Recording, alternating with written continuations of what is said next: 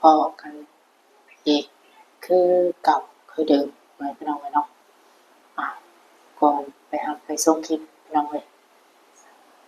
กล่าวทักทายสบายดีสบายดีสวัสดีแม่พี่น้องกันเบิดสุขทุกคนพี่น้องเลยเนาะว่าจะเป็นพี่น้องฝั่งไทย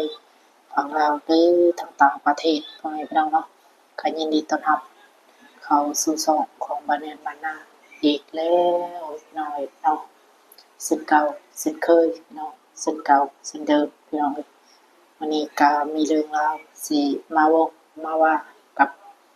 แม่ๆ FC แต่ว่าผู้หลักผู้ใหญ่ทานทุกทานเนาะพี่น้องเอ้ยวันนี้ก็สิมาเว้าเรื่องราวเกี่ยวกับมีเรื่องนึงพี่น้องเอ้ยเนาะแต่อันนี้ก็สิมาเว้าให้กับพ่อแม่พี่น้องได้รับได้ฟังหรือว่าได้รับรู้พี่น้องเอ้ยเนาะนี่ก็มีเอื้อย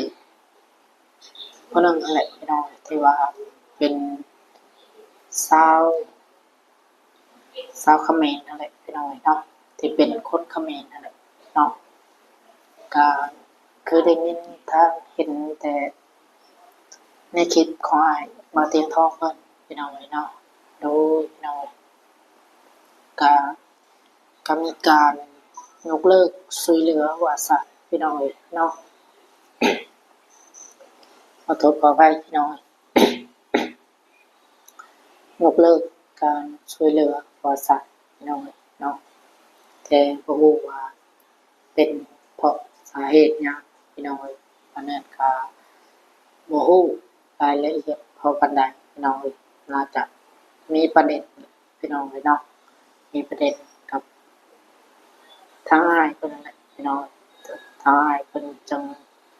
ยกเลิกการช่วยเหลือพี่น้องเนาะก็ไปฟังรายละเอียดนำกันพี่น้องในคลิปของอ้ายเตียงทองเพิ่นพี่น้องก็เพิ่นสิว่าจั่งใดพี่น้องเนาะเป็นสาเหตุหยังบ่ได้ก็ยังบ่รู้รายละเอียดเนาะเห็นแต่เพิ่นลงคลิปว่ายกเลิกการช่วยเหลือว่าซะพี่น้องเนาะก็แน่นอนแหละพี่น้องก็ต้องมีสาเหตุมีเหตุมีผลนั่นแหละพี่น้องเนาะทางอ้ายเพิ่นจึงออกมาชี้แจงให้พ่อแม่พี่น้องได้รับได้รู้พี่น้องเนาะ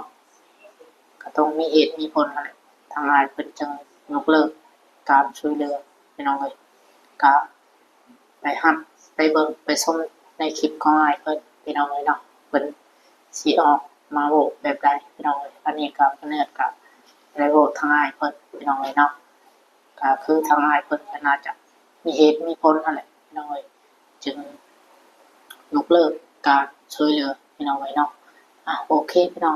จังไดก็เดี๋ยวไปเบิ่งไปรับไปฟังชมในคลิปของอ้ายเพิ่นพี่น้องเนาะอ้ายเทียนทองเพิ่นจังไดก็ขออนุญาตทางอ้ายเพิ่นเด้อเนาะถ้าว่าเพิ่นได้เบิ่งได้ชมในคลิปของบ่าวแน่พี่น้องเนาะ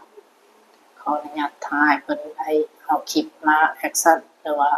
มานำเสนอพี่น้องเนาะจังไดก็ขอโทษขออภัยหลายๆพี่น้องเนาะก็ขอนำอ้ายหลายๆเด้อเนาะถ้าอ้ายได้เบิ่งได้ชมในคลิปนี้หรือว่าบ่พอใจจังใดก็ที่บ่ได้เอาคลิปมารีวิวแอกชั่นเนาะบ่พอใจนี่ใดก็ให้ทางอ้ายเพิ่นคอมเมนต์มาเนาะบ่แน่ก็บ่ได้ว่าทางอ้ายเพิ่นพี่น้องเนาะก็มีแต่นำเสนอเรื่องดีๆพี่น้องกับอ้ายเพิ่นเนาะก็บ่แน่ก็บ่ได้เว้าบ่ได้ว่าทางอ้ายเด้อเนาะก็มีแต่นำเสนอให้กับพ่อแม่พี่น้องเบิ่งชมซื่อๆพี่น้องเนาะถ้าว่าอ้ายมีแนวข้องใจอิหยังก็คอมเมนต์มาในคลิปของบ่าวแน่พี่น้องเนาะบ่าวแน่ก็สิปรับปรุงพี่น้องแต่บ่แน่ก็บ่ได้ว่าอ้ายมาว่าบ่แน่ดอกพี่น้องก็เอาเผื่อไว้เนาะเผื่อไว้แบบว่าจะมี มีแบบว่าบ่อยากให้มีที่มันอันนั้นนะพี่น้องเอ้ยที่เฮาจะโว้แล้วพาดพิงไปที่จะมันเสียหายๆพี่น้องเอ้ยอันนี้วันนี้ก็เว้าเผื่อไว้เนาะถ้าว่าอ้ายเพิ่นได้เบิ่งแล้วก็คอมเมนต์มาเนาะถ้าว่าบ่อยากให้บ่เนื่นเอาคลิปมานำเสนอหรือว่าจั่งใดก็เนาะอันนี้ก็บ่เนิดก็บ่ได้รู้ว่าทางอ้ายเพิ่นมาว่าบ่เนิดเด้อพี่น้องอันนี้บ่เนิดเว้าเผื่อนะทางดีๆพี่น้องเผื่อไว้เนาะเผื่อไว้เพื่อมันจะมีการพลาดอีหยังเนาะพี่น้องบ่เนิดก็สิเว้าเผื่อไว้เนาะพี่น้องโอเคพี่น้องเอ้ยจั่งใดก็เดี๋ยวไปเบิ่งไปชมในคลิปของอ้ายเพิ่นเลยพี่น้องเอ้ยเนาะว่าเป็นหยังอ้ายเพิ่นจังยกเลิกการช่วยเหลือทางสาวหรือว่าเอ้ยผู้ที่ว่าเป็นคนเขมรนั่นล่ะพี่น้องที่เพิ่นมาอาศัยอยู่ฝั่งลาวในปัจจุบันนี้พี่น้องเอ้ยเนาะจั่งใดก็เดี๋ยวไปเบิ่งไปรับไปฟังในคลิปของอ้ายเพิ่นเลยพี่น้องเอ้ยเนาะไปพี่น้องเอ้ยเพื่อบ่เสียเวลาพี่น้องเอ้ยก็ไปเบิ่งไปชมนำกันเลยเอาพี่น้องเองเนาะกราบทักทายสบายดีพ่อแม่พี่น้องเบิดสุขุสู่คนพี่น้องเองเนาะทักทายสบายดีตอนดึกๆดื่นๆมื้อนี้ก็ได้มาพบมาพอกันอีกแล้วแป๊บนึงเอามาพี่น้องเองเนาะมื้อนี้เฮาก็สิมาอัดคลิปพี่น้องเอ้ยพี่น้องเอ้ยมาให้มาเลยขอกล่องขึ้นอีกเนาะตำบุพี่น้องขอโทษขออภัย เนาะเว้ากันเรื่องนึงมื้อนี้พี่น้องเอ้ยเนาะวันนี้เฮาก็ไปมาหลายบ้านหลายเมืองพี่น้องเอ้ยเนาะเว้าเรื่องน้องแป้งนี่ก็หลายคลิปพี่น้องเอ้ยน้องแป้งนี่ก็ยังอีกหลายคลิปอยู่สิได้เว้าเพราะว่าเนาะมันก็ไปมาสังคมของมื้อนี้มันก็มีการพลิกไปพลิกมาพี่น้องเอ้ยเนาะผู้หนึงเว้าแบบนึงผู้หนึงก็เว้าแบบนึงก็ว่ากันไปบ่เป็นหยังแต่ว่ามื้อนี้เฮาสิข้ามทวีปหรือว่าข้ามประเทศแล้วพี่น้องเนาะมาเว้าเรื่องสาวเนียนเขมรที่มาได้ผัวอยู่ลาวพี่น้องเอ้ยมาเอาผัวอยู่ลาวเฮาเนาะแต่เพิ่นอาศัยอยู่บ้านช่อตรงสวรรณเขตเฮานี่แหละพอดีทางเบาเอ็นแนะนำชวนเบาเตียงไปถ่ายคลิปไปช่วยเหลือเราแหละว่าง่ายๆเนาะที่เฮาเคยไปแหละเพิ่นบอกว่าไปไต่ต้นลายเห็นเรานี่อยู่นำสวนผักสวนหญ้าอยู่ตรงไร่ตรงนาอยู่กับลูกแล้วก็ลูกก็เข้าโรงเรียนเงินสิให้ลูกโรงเรียนก็บ่มีหาเก็บผักรับจ้างเขาพี่น้องเอ้ยเนาะหาเช้ากินค่ำเว้าแบบง่ายๆแบบสั้นๆเลยหาเช้ากินค่ำแต่ว่าทางเพิ่นนี่ก็ทั้งลูกทั้งผัวนี่ก็มีเรือนมีชานอยู่แต่ว่าเป็นเรือนแม่ของผัวไปอยู่นำบ่ได้และแรกๆนะรับเฮ็ดงานอยู่ไทยเดี๋ยวสิเล่าหน่อยหนึงก่อนเนาะแต่ว่าคลิปเก่าๆก็พี่น้องก็เห็นอยู่แหละรับเฮ็ดงานอยู่ไทยแล้วก็ไปเฮ็ดงานอยู่สวนอ้อยแล้วก็ไปเจอกันกับผัวเรานี่แหละเราเป็นหัวหน้าคุมงานและเราเป็นหนี้เฒ่าแก่บ่หรือประมาณนี้เป็นหนี้เฒ่าแก่แบบว่าเฒ่าแก่โอนเงินให้จ้างรถมาก่อนแล้วแบบ มาฮอดแล้วก็ไปเฮ็ดงานให้แทนสินะแต่ว่าบ่มีเงินแทนเจ้านายตามที่เราเล่ามาผัวก็เลยตะกี้บ่เป็นผัวหรอกเป็นเจ้าของอ่าเจ้าบ่เป็นเจ้าของเป็นหัวหน้ารับเหมาแหละแต่พอดีทางเพิ่นก็จ่ายให้ทางผัวแล้วนะบอกว่าจ่ายให้แล้วก็ต้องมาอยู่น้ำข่อยเองประมาณนี้นะพี่น้องเนาะแค่ว่าจ่ายให้แล้วก็เอาไปเป็นค่าดองค่าสินสอดเดินนะแล้วเราก็บ่มีทางเลือกแน่แล้วก็สิเมื่อบ้านก็เมื่อบ่ได้ไปหลายปีติดต่อเขาบ่ได้ติดต่อคนอยู่บ้านบ่ได้แต่ก่อนมันบ่มีโทรศัพท์เด้แล้วก็บ่มีบัตรบ่มีเบอร์ลักไปนะแต่ก่อนแล้วก็ลักข้ามไทยแล้วก็มาอยู่เอาผัวมาอยู่นำอยู่ลาวเลยบัดนี้ได้20ปีแล้วบ่ตามแล้วว่าแล้วบัดนี้ก็อยู่เฮือนย่าเฮือนพ่อเฮือนแม่ของผัวแหละบัดนี้พี่น้องก็หลายเลยบ่ถือกันว่าซั่นนะตามเพิ่นว่าก็เลยเร่ร่อนหารับจ้างมาเจอครอบครัวที่เจ้เพิ่นนี่แหละเจ้าของสวนผักแต่เพิ่นให้อยู่ให้เฮ็ดเวียกเฮ็ดงานช่วยเพิ่นก็เพิ่นจ้างนั่นแหละตามมันว่านะพี่น้องเนาะให้เพิ่นจ้างแต่เฮาก็บ่ฮู้ว่าเพิ่นจ้างเท่าใดกันแท้แต่ว่าถามอีกคนหนึงก็ว่าแบบนึงอีกคนหนึงก็ว่าแบบนึงผัวเราว่าได้มื้อละแสนแต่ว่าเมียเราว่าได้มื้อละ50-60,000แต่ว่าเจ้าของเราเพิ่นว่ามันแล้วแต่หน้างานแบบเมาก็ว่าแม่นพี่น้องเนาะแบบว่าคือเสียหยังนานพักนานนึงแล้วก็สิจ้าง 10,000 แล้วก็หาพักขึ้นไปให้ก็จ้างหาบละ 5,000 แล้วก็ให้เป็นมื้ออีกต่างหากคือว่า 50,000 สินะพี่น้องเนาะแล้วบัดนี้มันก็เลยบ่เข้าใจ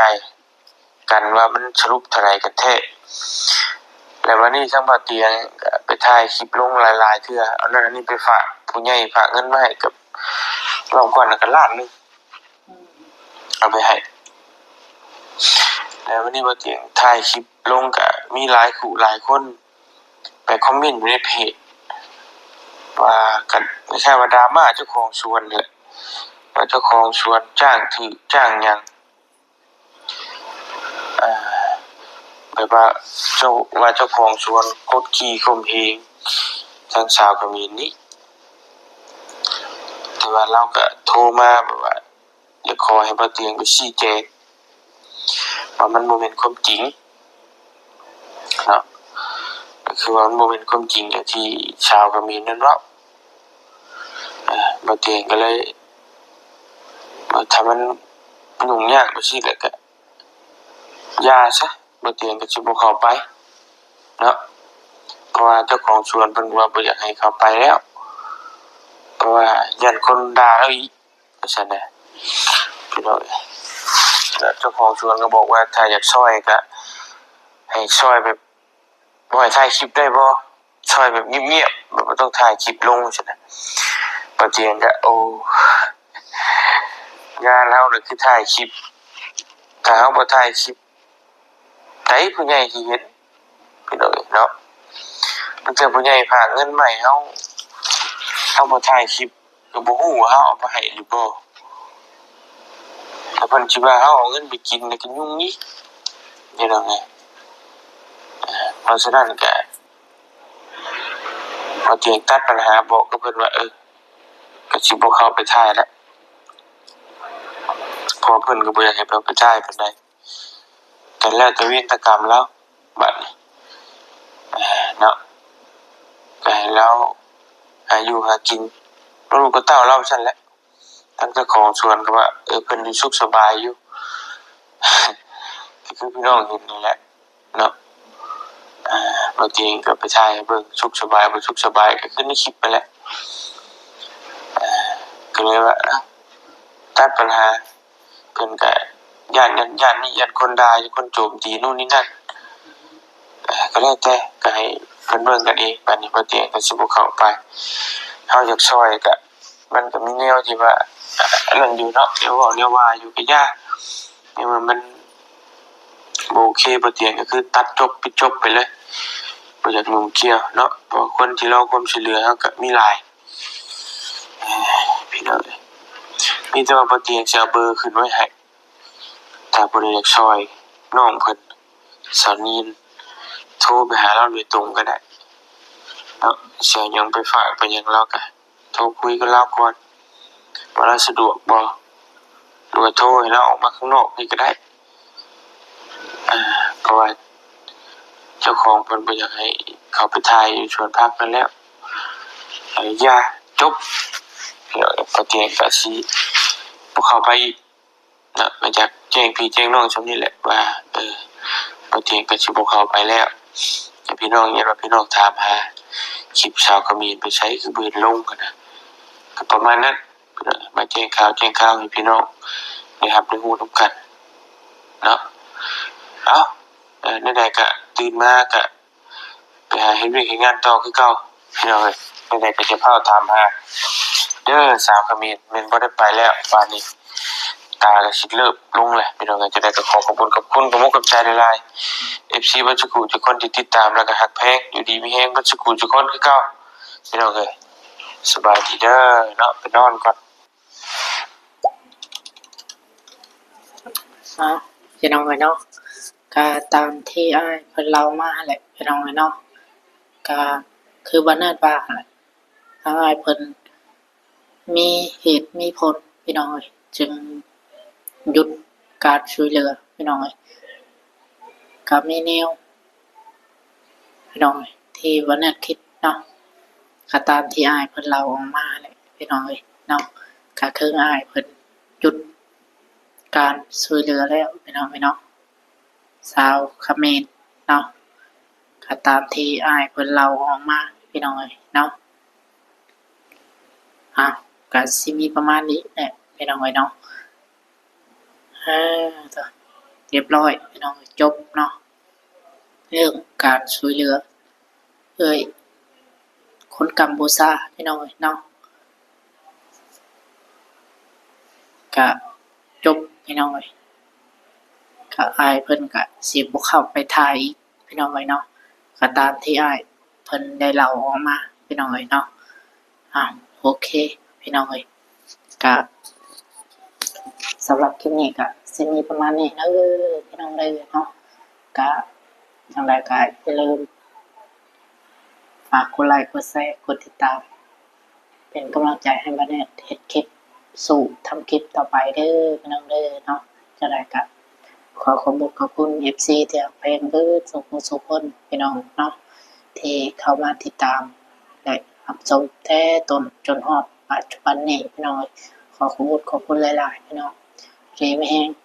ร่ำรวยสุขคนพี่น้องนอนหลับในเงินตื่นให้ได้เงินแสนเงินล้านพี่น้องเนาะพี่น้องโอเคสำหรับคลิปนี้ก็สิมีประมาณนี้ถ้าว่าเฮ็ดผิดพลาดประการใดก็ต้องขอโทษขออภัยหลายๆพี่น้องเนาะสำหรับคลิปนี้ขอตัวลาไปก่อนพี่น้องอย่าลืมฝากกดไลค์กดแชร์พี่น้องกดติดตามซอยเบิ่งคลิปเพิ่มกดคำโฆษณาพี่น้องเนาะสำหรับคลิปนี้เน็ตขอตัวลาไปก่อนไว้พบกันคลิปหน้าสำหรับคลิปนี้เน็ตกล่าวคำว่าสบายดีสวัสดีพ่อแม่พี่น้องกันเบิดสู่สุขคนพี่น้องบ๊ายบายพี่น้องเนาะพบกันคลิปหน้าพี่น้อง